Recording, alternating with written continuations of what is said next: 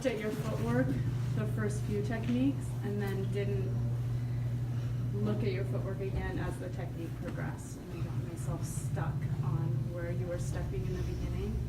And I just I was like, oh, I've got that part. I'll work on the other stuff. No, it's not. Yeah, remember beginner 101, pay attention to the footwork. Follow the footwork first, get the footwork down, and then move up the body. Okay? Concentrate on that footwork.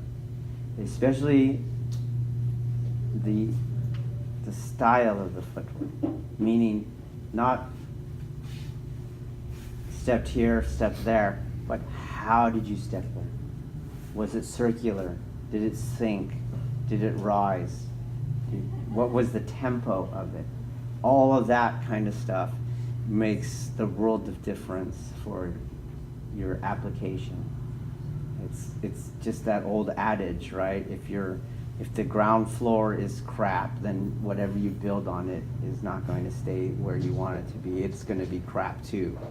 So get that base down. And don't get stuck on the points in space or the points on the mat. Pay attention to the manner. Do you guys understand that? Because a lot of you will pick your feet up like you remind me of Lurch or a Boris Karloff Frankenstein. And I never walk like that. Okay? There's something about this position that makes me feel incredibly vulnerable Yes. more than any other. And Yeah.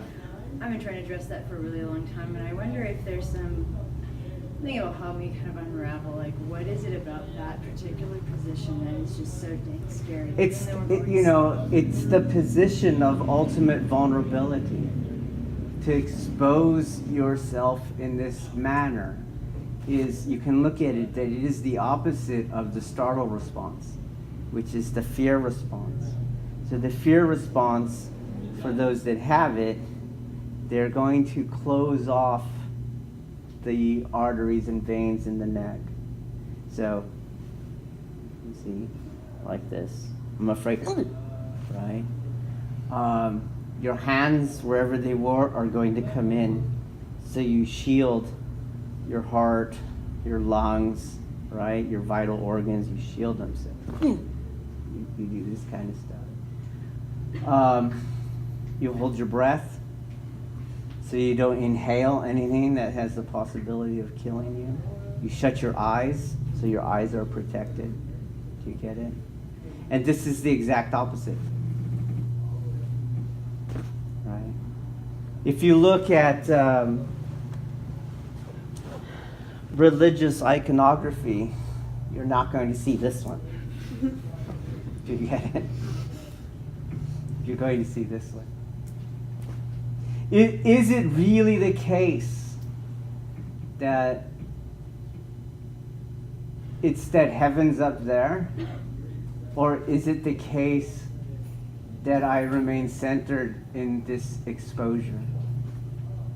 Did we all, as non-practitioners, look at that statue and where are they looking? Instead of going, "Ah, what vulnerability." You see? So, there's ways that you can kind of help yourself get there. We do things where we put the yoga block behind your back area, diaphragm area, and you start opening up. It's a kind of modified corpse pose, and you release and you release. For someone who's always on a desk, especially a desk that has deadlines attached to it, which is most of us, that exercise is vital to reopen everything, because you're starting to have a 24/7 startle response. Okay? And various yogic poses do the same thing. They open up your body, right? And those are very important. But you're not going to stretch your way to reconciling fear. Okay? You have to get at the heart of it, which is that acceptance. Okay? when you have the acceptance, you're not truly vulnerable. The view of vulnerability or risk exposure is from our unenlightened perspective. To the person who's reconciled self and fear, it's just relaxation. It's just who they are. You brought up a question on text about the ukemi. And I kept giving you different answers. I know you were looking for some straight answers, but your questions were leading to answers that were not correct. Okay? And they're related to this. So when uke has to push, and uke gives up their center, that's from the point of view of the unawakened practitioner. From the awakened practitioner, give up? What's that mean? Give up means loss. Do you get that? And loss means, I don't want that, I want no loss. This can't be ukemi. So, it's not that when you're asking me those ultimate questions, I can't answer them as, yeah, give up your center. Do you get it? That's not it. I didn't give up my center. It's still me. I'm accepting what's happening. I'm upside down. I'm flying through the air. At any moment, I can turn this technique around, draw a weapon, land, reverse the technique. But as a pointer, as a beginner pointer, upaya, you're often told, give up your center, give up your center. Because you're like holding it like your schmegel, right? And you're like, this is precious, my balance is my precious, my balance. We love me balance. Right? And you won't give it up. And that is so far away from those icons. You get it?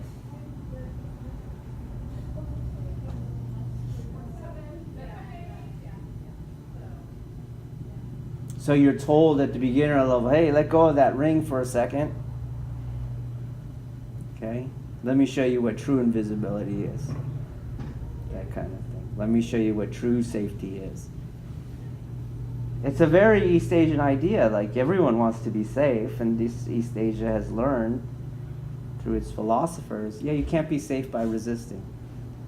You can't.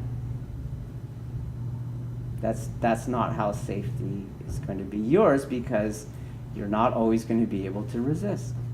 Forces will be stronger. Forces will have initiative, surprise. You cannot survive like that. All that we can do is make ourselves unable to be attacked. When I'm unable to be attacked, then I cannot be defeated. That it's a philosophical position. And then you as a beginner will tend to go, wait, so unable to be attacked, that means going faster, right? That's you trying to be stronger again. No, it means acceptance.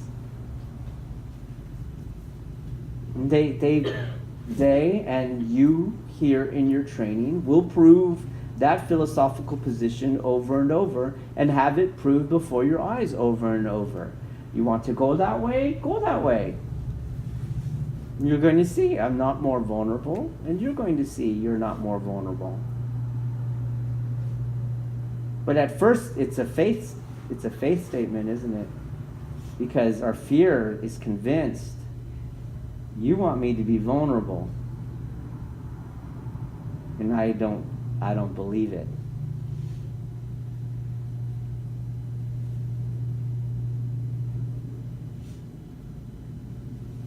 The Seri Sensei talked a lot about faith as not even, was not Christian, but faith was huge.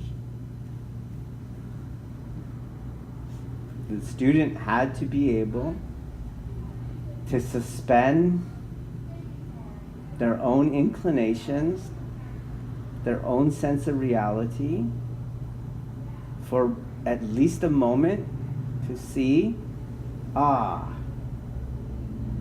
this other reality is also possible. Just that. It's also possible. When you do that, it will speak for itself. It also works better. So if you take this technique, you're all trying to get this technique,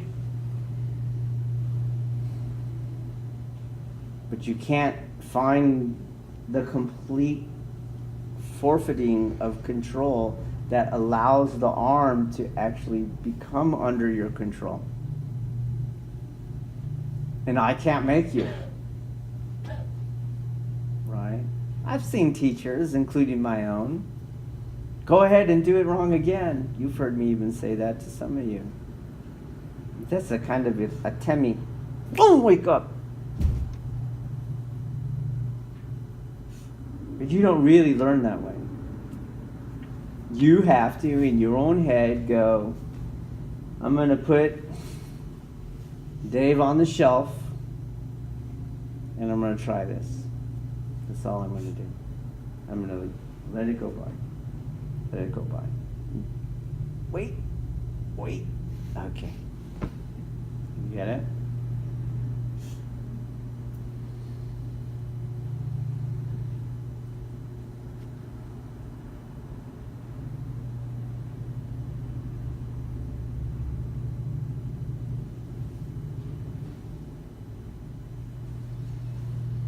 And I think that my own practice has evolved the more capacity for yin energy has been achieved. And I know that sounds weird because maybe as the Deshi, you focus in on the power you might feel. It's attractive, it's luring. But what you need to focus in is on the void. So I'll share with the older people that know this story, but Iseri Sensei was Mr. Void. I think he quit. If you ever see a tape, you'll see he's not really interested in the throw part at all. And a lot of times he stopped the technique. He was already starting the next rep, which made his technique look weird if you didn't know what he was doing. I always thought of him as a nutty professor.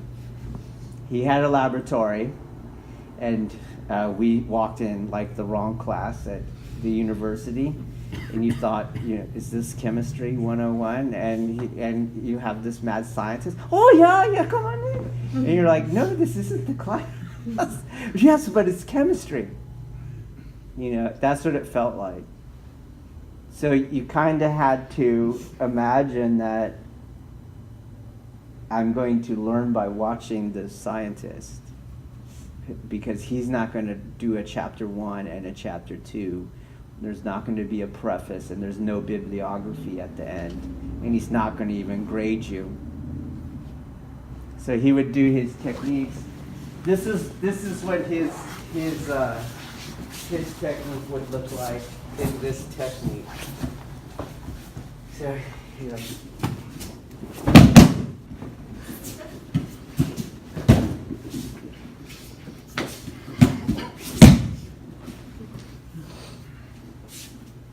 that's what he would do. That was it. And then no one would get it. Right? No one would get it. So he'd go like this.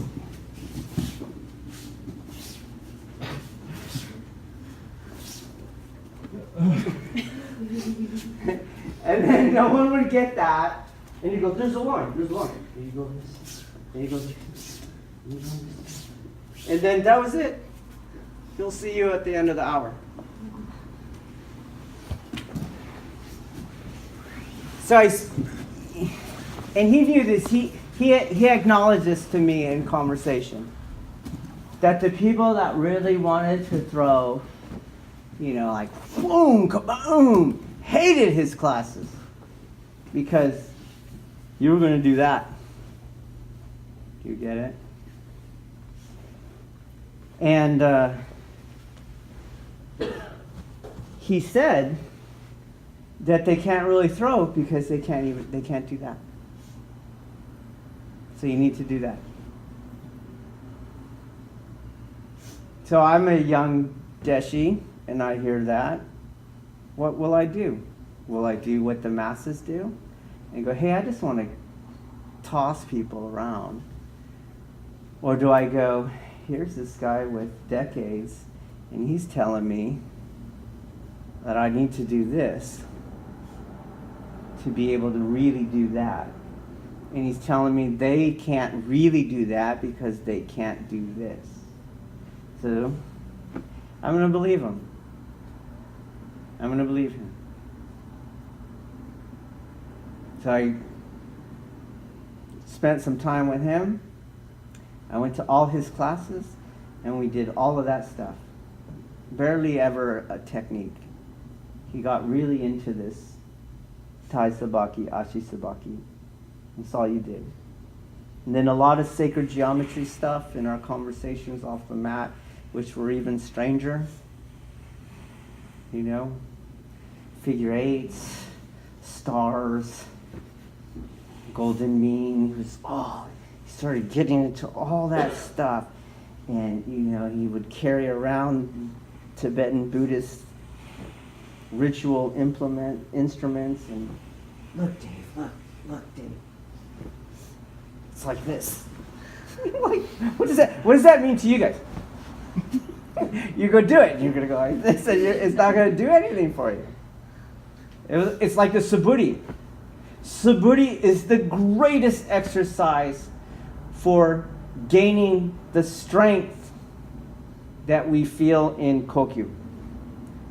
But only if you know how to do Kokyu. Otherwise, it's a waste of time. So, yeah, he's doing this, but as a new person, I just see.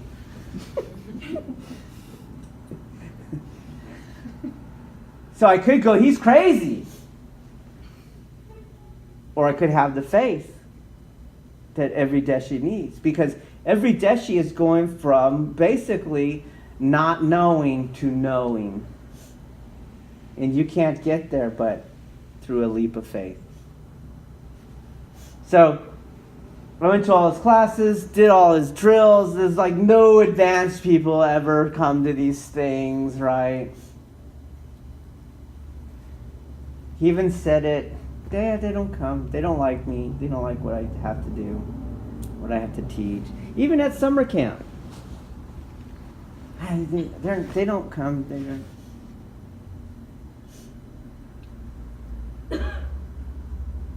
And I remember one very, very skilled senior practitioner. She was going to teach a class, and I'm low, right? And I don't talk to her, and she can kill me. And I'm just like, going to go take her class, and she's like, hey, I'm going to do your sensei stuff. Make sure I do it right. And I remember going, wow, no wonder you kick ass. Do you get it? Because she was interested in that detail, right? To the point where she would tell, right? Lowly Kenshi say, Dave, make sure I do it right. Which was mind-blowing to me. It was like, man, that's the spirit right there. And she called me up as the demo partner, which is terrifying as a lowly Kenshi say at these things, right? And she didn't have but one speed, kill. And it was with the Jo, because Sensei started using the Jo to reference the hips. And her Jo is just flying at my midsection, skewering me and still going, was that right?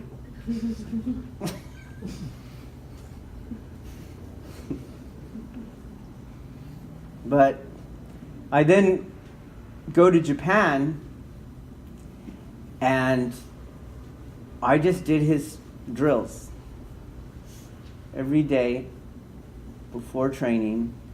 I said, you have a half hour of Iseri Sensei's drills. And I didn't have any aspirations for them. Just do the drills. So I would make up, a rep schedule. You can do this drill for 5 minutes, then this drill for 5 minutes, then that drill for 5 minutes. And I would just watch the clock or set my watch or whatever, right? And that was just what I did. And when I watch some of the difficulties that we have here, they are about weight shifting, aren't they? You don't shift your weight properly. They are about rotation. You don't have any hip rotation in this technique. You're too linear. You can't find the circle, right? That lurch walking, that is because you don't know how to shift your weight. So you don't have any actual linear thrust to your forward progression. What you're doing instead is falling forward. And when you fall forward, you can't displace what's in front of you. You actually will get displaced instead. So I've recommended those drills to everyone here at one time or another, but how many have said, every time I show up, I'm going to show up a half hour early and I'm going to do those drills, right? It's that faith thing. That's the void, right? When earlier I said you can't walk into the void, that's what you guys want to do. You want to walk into. I'm going to do a little at a time. I'm going to put my toe in first, right? And why I laugh is because if you only knew, you can't put your toe in the void. That's just not possible. The void is, you see where you're standing? Whew, it disappeared. You can't put your toe in it, and you guys keep wanting to try that. You want it to make sense, and then you're going to do it. How does that work? It can't make sense. If it made sense to you already, why would you want it? You already have it. So, we'll go back to them. We'll introduce the Iseri Sensei's drills, and then you'll do what you want with them. I tell you, he was right. If you can't do these movements, you really can't do the techniques. You can't. And as that mad scientist, that's what he did. He wanted to know, what is the heart I must have? Okay? And he went to the physical level. That's where he went. Start there. Right? If I can't shift my weight correctly, forget trying to get out of the way. Right? That getting out of the way is so much more complicated than just, can you shift your weight? Don't have a reason. Just ask that question and then work on it. Right? Don't do idimi. Don't enter. I just want to see you move forward. Entering is very complicated. Entering onto an opponent, very complicated. But can you just take a step forward in the right way? You see? Can you take a step backwards? Don't tenkan. I just want to see if you can take a step backwards in the right way.